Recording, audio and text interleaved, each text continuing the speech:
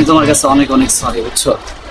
এই কতদিন যেটার জন্য তুমি রাগ করছো ওইটা কিন্তু আসলে আমার দোষ না, ওটা কিন্তু নাসিমের দোষ, ওটা নাসিমের বুদ্ধি ছিল।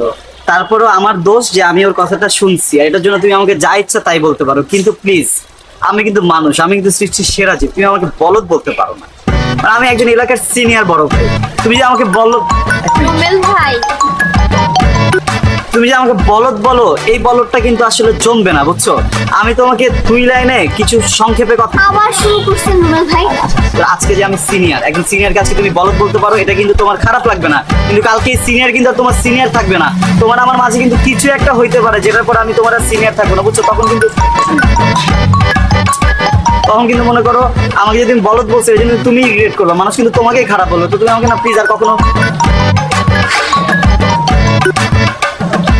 স্টুপিড কি তো না, আমি তো উল্টাপাল্টা কোনো কথা বলতেছিলাম না, জীবনের প্রথমবারের মতো আমি ঠিক কথা বলতেছিলাম, তাই না বলো? তো তখন আমি কিসের জন্য রাখছি যে তোরা যদি দেখো আমি উল্টাপাল্টা কোনো কথা বলতেছি রুম্পাকে, তখন আমাকে আটকাবি? আমি তোর সাথে ঠিক লাইনে কথা বলতেছিলাম, এই সময় তোরা আমাকে আটকানো উচিত হয় না, এখন আবার নতুন করে পুরোটা বুঝাইতে হবে। রাগ পারবো দিচ্ছি।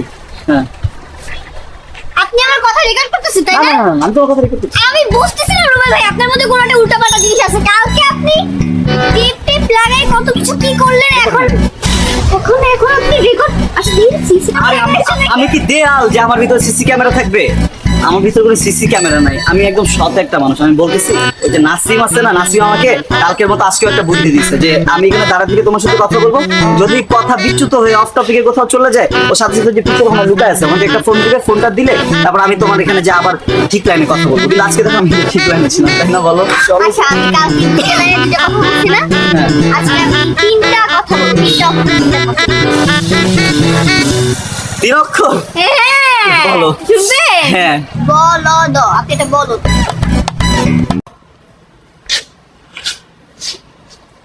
সরি, তুমি কিছু মনে করো না, আসলে তোমার বাসার নিচেই চলে আসলাম। রাস্তায় দাঁড়ায় যদি আমরা কথা বলি প্রত্যেকদিন, মানুষ দেখলে কিন্তু তোমাকে আমাকে ভুল বুঝবে, এই জন্য ভাবলাম যে বাসার নিচে কথা বললে ঘরের কথা ঘরেই থাকবে, বাইরে পর্যন্ত যাবে না। তো আমি তোমাকে স্পষ্টভাবে সংক্ষেপে 2 লাইনে একটা কথা বলতে চাই। শেষ হবে না রুবেল ভাই, শেষ হবে না আপনার এই 2 লাইন, কোনোদিনও শেষ হবে না। আচ্ছা আপনি বলবেন তো, বলেন। আপনি আমার সংক্ষিপ্ত একটু কিছু কথা বলে আমাকে বিদায় করেন, আমার যাইতে হবে, আমার জরুরি কাজ আছে। আমি আপনি কি মানে আমি আমি আপনি তো ঠিকই আছেন, আপনি কি আমি আপনি কি আমি আমি আমি কি গাছ লাগান পরিবেশ বাঁচান।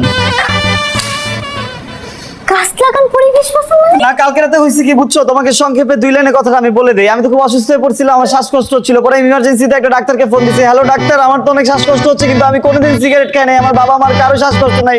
পরে ডাক্তার বললো তাহলে মনে হয় আপনার বাসার আশেপাশে অক্সিজেন নাই।